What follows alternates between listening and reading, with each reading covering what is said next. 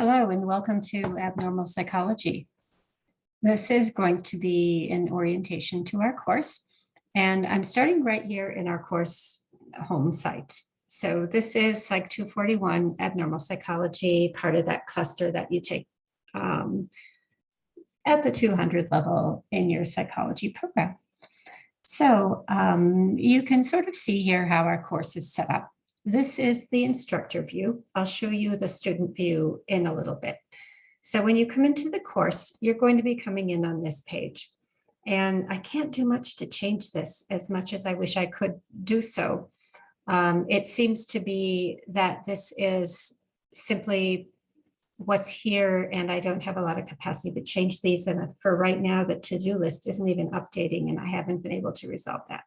I hope we can get this fixed up, however, and have this functional for you very soon. So basically, this will just be for announcements. And unfortunately, for many of you who are viewing on a small screen, this menu, which is the important part of our course, will not be visible. It's going to look like this. And what you're going to have to do is go to the left side of your screen and click on this arrow. And then you'll see this nice menu appear. And this is really the crux of our course. You can see that each week there will be content due, and it's all laid out here. These are not up and ready for you, but week 1 and week 2 are ready for you. So you'll be able to start with those weeks. So let's go into the student view and let's get started. So this is what you'll see when you come in right now. This is the course home, which is this page that you're looking at, that we hope to get the to-do button fixed on.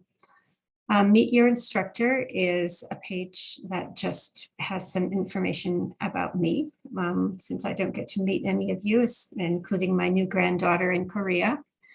The syllabus, the hard copy of the syllabus is right here, but this is helpful for you if you ever seem to need it. So kind of a nice copy for you. And then course materials are here. And what's in here, first off, is a picture of the textbook. It's very important that you purchase this textbook and that you read it, because there's no way that it would be possible for me to give you all the content that's necessary just through lectures. So do purchase this. You should be able to, it is not the newest edition, so do look at this cover. It is the 17th edition, I believe, and they're up to the 18th now. So this is the one you need, and it'll cost a little less because it's now an outdated edition, although it's still quite current. And so look carefully for this, make sure you get it. And just in case you don't get it in time, I have copied out our first 2 chapters for you. And then the other thing that we have here is the Diagnostic and Statistical Manual, the 5th edition, which is used for all diagnoses in the Western framework. And we're not going to be using it extensively, but I want you to have a feel for it and for what it is. So we will be taking a look at this in week 2. So that's what's available here. Now let's go in, and this is what you'll do each week. You'll go into the current week and do the assignments. So I'll go into week 1, and I just see this as orientation. So let's take a look at what's here. So first off, we have our welcome, and you'll see that we have 15 pages, although it's not as bad as it seems, and you get from one page to the next by clicking on these little arrows. So this is just the welcome message for you, kind of describing some of what we're going to talk about in psychology and looking at what you need to do. After you read that, you can click on to page 2, page 1 actually, which is orienting yourself, and that will be this video, which will be at the link as soon as I'm done recording it. And so you'll watch that, and then you'll continue on to take a look at the syllabus. And so I'm going to go over this with you right now. And of course, you will see this orientation video just naturally when you come to this page. So our syllabus is organized like this. This is the same as the printable copy. So it's completely online, which is too bad for me. I do love sharing with students live, and it's just not happening right now. And it's really interesting content. So I do hope that some of you will engage with me and we can at least have a little chance to talk once in a while. And of course, this is the textbook that you need with that all important ISBN. The next page is just my contact info. I'm pretty good with email, but if you don't hear from me after, like, certainly within 24 hours, you should get in touch with me. We can have appointments also on Zoom or by phone. I will also likely be in this office, FOB 106, in case any of you are actually on campus this term. This is my cell phone number, and I don't always have it with me, and I don't pick up that much if it's an unknown number. I try to get it if it's in the 928 area code, as most of my students are. But if you text me first and let me know, then I'll be sure to pick up for you, assuming I get your text. So I'll let you know what my office hours are. It's going to depend on what kind of student presence we have on campus. Next, we get into objectives for students, which somehow have this really fancy script in front of it. But these cover, nevertheless, what the objectives are in this course. We're going to be looking at Western perspectives primarily on normal and abnormal behaviors, but we're going to complement it with treatments in the Navajo paradigm, which I think are really important as well. Hopefully with a guest who will present that content to us. Then we'll describe diagnostic processes of Western psychology, and we're going to use that manual I showed you, the DSM-5. We'll understand the etiology, or the causes or the factors that contribute to the development of psychological disorders. The diathesis stress model we'll be looking at. And then we'll look at a number of disorders in sequence. And so we'll look at common disorders like depression, anxiety, stress-based disorders. We'll look at rare disorders like psychotic disorders, personality disorders. And we'll focus basically on the etiology, the diagnostic criteria, the symptoms, and the treatments. And we'll discover then commonly accepted treatments like those covered by insurance companies. We'll also look at alternative treatments like those not covered that are still experimental. And then we'll compare all of these to Navajo perspectives and treatments using some of our experts.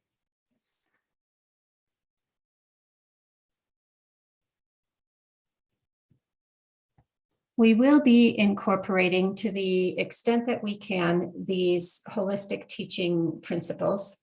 And you will need to forgive my pronunciation. I'm very much still learning. But these are these beautiful principles in terms of my understanding that are found in all aspects of nature. So Nichahake's thinking will be encouraged as students contemplate perspectives on normality and abnormality in these different perspectives. So of course, you're going to be thinking and analyzing.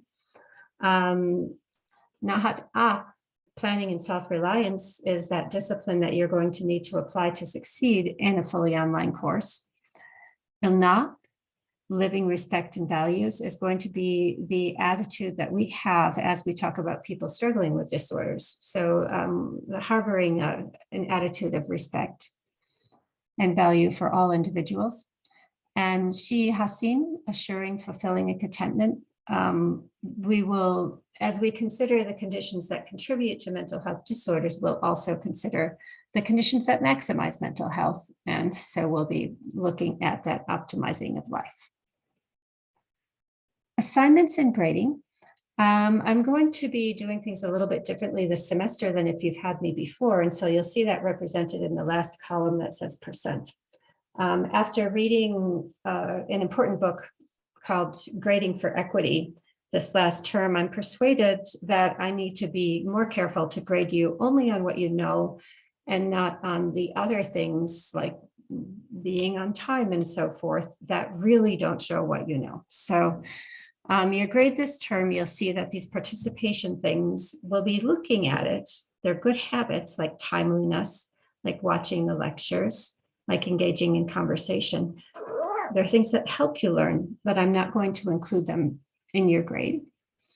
You will have opportunities for practice, and these will count toward your grade, but not very much, just 10%, because I want you to use them formatively to allow you to improve and learn and develop better skills or improve in what you're doing. And so these will include practice quizzes, which I'll put up for you, and you'll have multiple attempts at them, but you'll get a score from 1 to 4, with 4 being really exceeding expectations and 3 being about what we would expect you to do. and 2 being a little bit, you're developing, you're getting there, but a little subpar, and 2 being not, and 1 being not quite enough to pass. So the quizzes will be organized that way, and you'll have multiple attempts because I want you to learn from them. Then there will be practice case analyses. And at first, these are just going to be you reading the case and jotting down your notes, what you might put down if you were actually going to analyze it, and then comparing your notes with this model response that's there. And that's so that you can learn to get better at these case analyses before you have to write them yourself for the exams. So then a little bit in a few weeks down the road, we'll start to have case analyses with self-assessments and peer evaluations. You can begin to rate yourself because you'll have a sense of what these should look like. And again, they're going to be low stakes. The high stakes case analyses will be on the exams. And then finally, there'll be weekly check-ins, very low point, just me checking in on how you're doing and what part of the content influenced you or what you thought about something that you did. All this will total 10% of your grade. Then your big parts of your grade will be on content exams and formal case analyses. So about half your grade will be on these open book exams, midterm and a final. And that'll just one attempt, it'll be like a real exam. And then the formal case analyses will be much more higher stakes case analyses. That will count significantly toward your grade.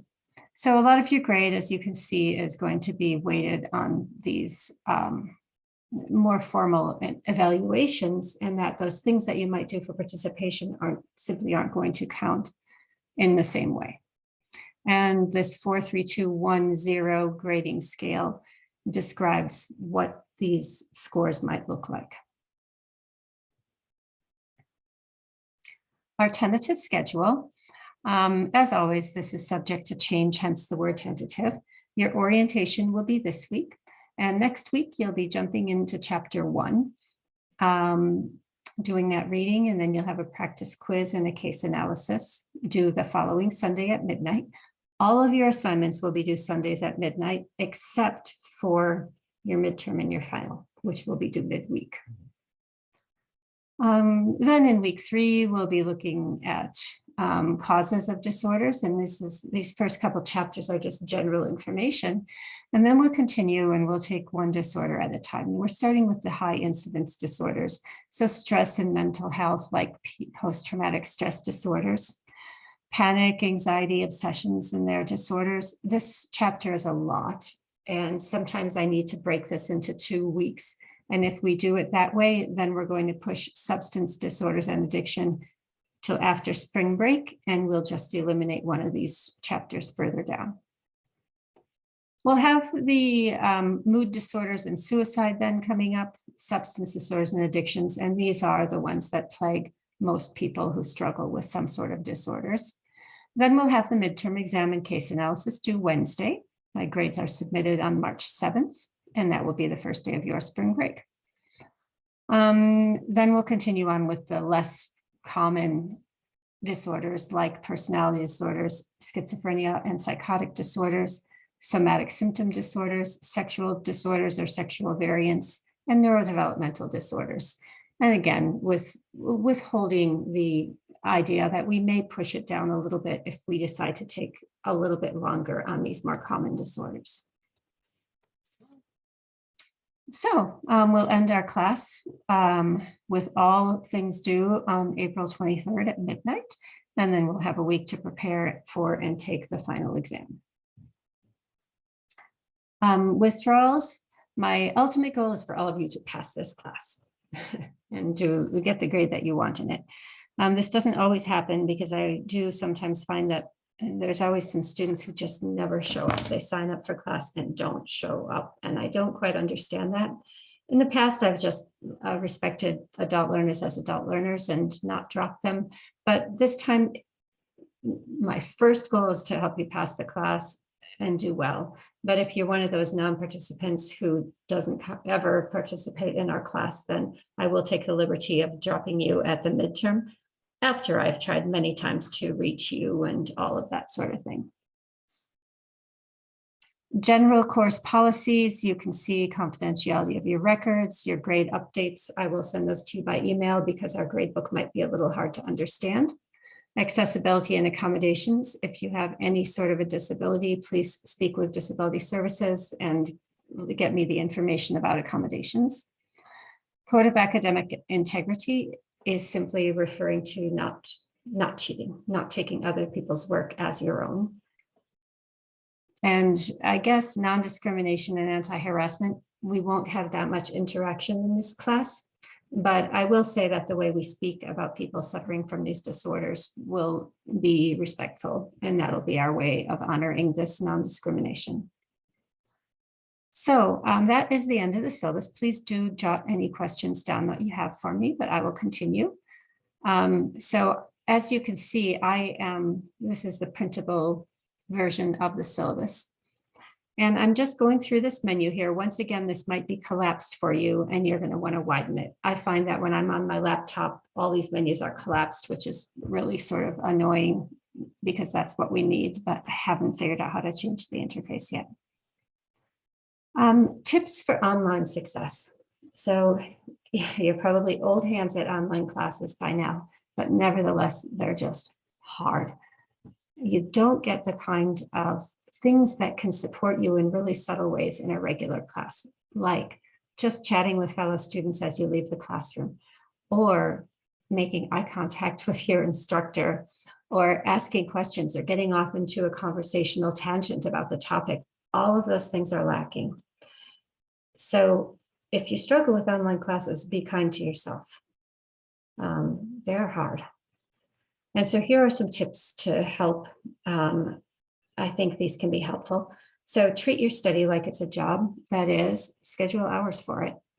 Don't leave it till the end, right before you go to bed. Schedule hours for it, just like if you were scheduling hours for work. And then manage your time well. So organize yourself. Take the syllabus and put all of these dates on the calendar and set up reminders for yourself. I put a calendar here for you. And then follow your calendar. Open up those reminders and pay attention to them. Make a study plan for all your classes. You have to be really organized. Good skills to develop. Find a quiet space and eliminate distractions. This is so very important. When you're doing difficult content and difficult reading, you need to be able to focus on it for a prolonged period of time. And a quiet space might be just what you need. My daughter, because her young children are with her when she's taking her classes, she actually got herself some really strong headphones that block off all the sound. Because even though the kids are well cared for with their dad, you know, they're all still in the house, and she can't concentrate when they're right there. So she needs to have those headphones. My son, sometimes he loses his ability to concentrate in online classes when he's alone too long. And so for him, if it's possible in COVID, he would be better in a coffee shop sometimes, you know, just sitting by himself with other people around.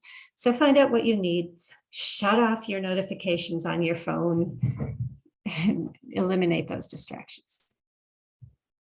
It's up to you then to focus. You could sit in the chair as long as you want, but if you're not concentrating, we've all had that experience of staring at a page for a long time and not seeing what it says. And so it's up to you to sort of take your mind and discipline it, maybe the way you would if you were training a horse or something like that. Like every time your mind starts to get lazy or wander off, just bring it back and say, nope, this is what we're doing. When you're watching lectures or online videos, and I do have lecture length videos to record for you, the only way you're going to be able to stay focused is if you are taking notes. So just imagine you're sitting in that classroom and take notes just as you would there. It'll keep you alert and engaged. And when you're taking your notes, don't just write down what the instructor writes down, paraphrase, put it into your own words. That'll be a better way for you to approach this. Handwritten notes are superior to typed notes. That's what's recommended. Number 5 is to make study enjoyable. So don't let it be a negative thing. Like get yourself some sort of tea or coffee or something that you really enjoy and only give it to yourself when you're studying. It'll make a positive association. Or do you like a certain kind of music that just makes you feel calm so that you can focus on your work? Or maybe you can find interesting things in what you're learning. I mean, that would be wonderful. And so just make study enjoyable if you can. Connect with people if you can. We'll have a conversation link over on the left menu that you can use if you just feel like saying something about one of the cases or some of the content, and reach out and maybe find someone to commit to you're doing your class time with or something like that. It'll be beneficial. And even if you don't connect with anyone in the class, then connect with someone not in the class by telling them about the things you're learning, and that will all help you. Take breaks, and by that I mean schedule your breaks and use that time well. So the kind of break that happens when you're just sort of trying to study and you're spacing out, that's not the kind of break you should take. Cause yourself to focus for a given period of time and compel yourself to that time. Don't make it too long, especially at first. And then when that bell rings, take that break. But don't take a break that's like you're sitting at your computer and your break involves you scrolling around on the computer. No, no, no. Take a break from the screen. It wears out your eyes. It wears out your back. It wears out your body. Take a break from the screen. Get some, preferably maybe some outside air if you can, some movement, some exercise, stretching inside if you can't go outside, but get off your chair and away from your screen during your breaks and be disciplined about them. Stay healthy. The temptation when you're getting weary and tired and stressed is to eat a lot of carbs, and don't do that.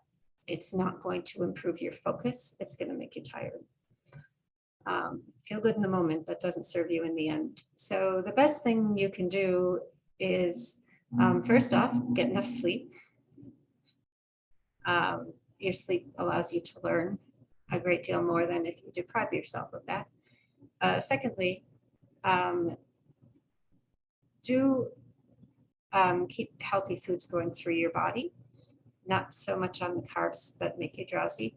And finally, exercise. Like sometimes when you're the most tired, that is the time that you should go for a brisk walk or a run or something like that. Exercise will really help you. Number 9, ask questions. I love to get questions. Actually, there are some questions I don't love. I really don't love questions about like logistics, like due dates and things like that. I'm not great with dates for one thing, and for another thing, I always feel a little deflated because I want students to be excited about the content. But the kind of questions that I do love are questions that are like, I just read about this and I don't get it. Can you help? That's a great question. Or I was thinking about this idea when I was reading, and I just wanted to share it with you. Or can you help me understand this idea? Or things like that. Or I heard a news story and I was thinking about it in the light of what we were studying. And so those questions are great. And sometimes if students ask them, other students have the same questions, and it allows me to address something that many students are wondering about. So ask questions. And then one last thing is beat those deadlines. I turn things in ahead, 2 days ahead, to make sure you're not late. Oh, you don't want to get late right away. I think I mentioned in my profile, my son is in Korea, and he was taking his last semester of classes here in the United States, and he gained 13 hours. So he was 13 hours earlier there, but he kept those same deadlines as if he was still in Wisconsin, because that forced him to turn his assignments in that much earlier. Have your calendar remind you of deadlines, and don't do what I do and ignore your calendar. Pay attention to it. And it's going to reduce your stress. If you're not always fighting the clock, you're going to be able to exhale. You're going to be better. Your work will be better. It'll be a good thing. I encourage that. So that is what I have for you. Next week, you'll be looking at, well, here's the orientation. This is the preparedness survey that kind of gets at some of those things I alluded to in the tips, like how are you going to manage this class? And it's important that you take it, and you're going to submit a screenshot of your completion. And then the orientation quiz is just on these items that you've done. So that is week one. This is all due on this Sunday night, the 16th. And then week 2, you could see, is also ready for you. And it begins in much the same way with these little menu. Actually, it's not set up the same way. So you can just go down and you can see the lecture that's available to you along with the slides. So this link will bring you to the lecture, and then you can see the slides. And I also posted the chapter for you. The DSM-4 is there. You need to, in week 2, read the table of contents and choose one disorder, and then just read through how that disorder is defined in the DSM, just so you can have a sense of it. And I will ask you about it during your check-in. Your chapter 1 quiz has 20 items, 3 attempts. It's not worth that much. The important part is that you learn. And then here's your first case study. You'll click on this to get the case study, and then you'll jot down just your notes. You're not going to submit them. But this is going to be for you to compare what you would do with this sort of model response. And then I'll ask you about this during the check-in also. And so then here's your check-in.